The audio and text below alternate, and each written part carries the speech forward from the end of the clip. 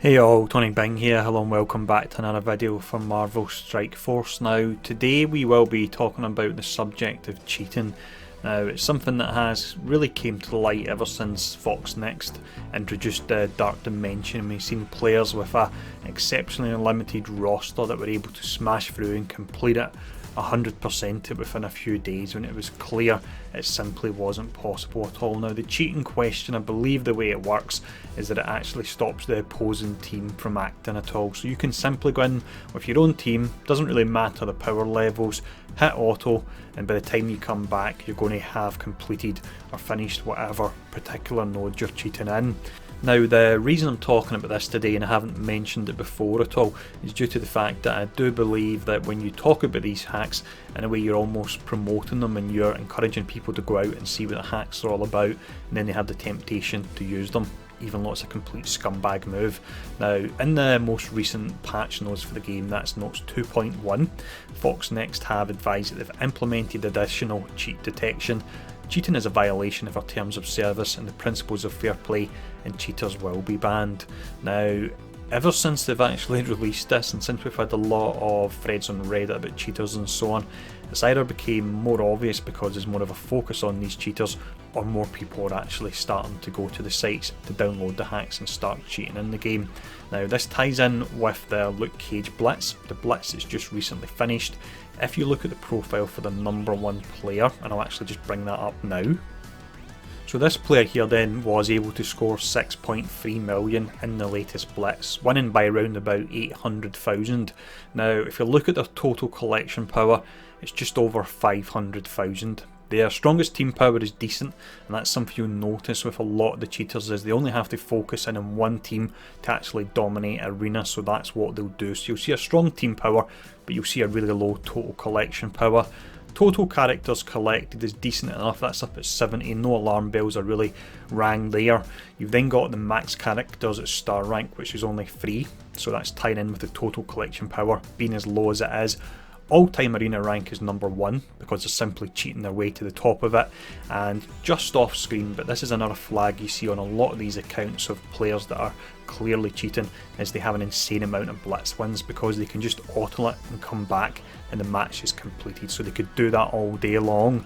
Now this particular player, I think it was in the region of about 15,000 or something really silly like that they had for blitz wins.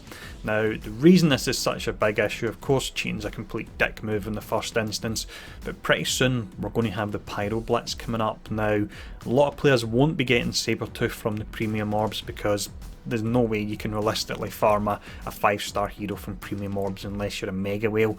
Even at that I think you'll probably struggle as well, but a lot of players will be relying on unlocking Pyro in order to actually in turn unlock Magneto, one of the biggest characters coming to the game, one of the characters with the most hype around him, and the mode that's used to actually unlock him is completely dominated by cheaters at the moment. Now if you look at the top 10, it's clear there's some genuine players there. You can see some players within the region of 2 million collection power. However, when I actually looked at each of the profiles, there was 4 other profiles in the top 10 that match this criteria, where it's the low collection power, the low star power, and the all-time arena rank at #1 with an insane amount of blitz matches as well. Look it up yourself.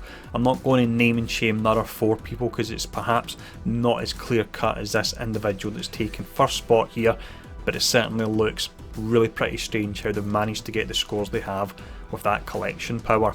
Now not only is this a problem because what I've just mentioned with Pyro, but when one player cheats, what's actually happening is in Blitz you have 7 different tiers, so that one player, and that's one person cheating, pushes 7 players back into the previous tier and they're missing out in shards. Now multiply that by potentially hundreds, maybe even thousands of players that are using these hacks.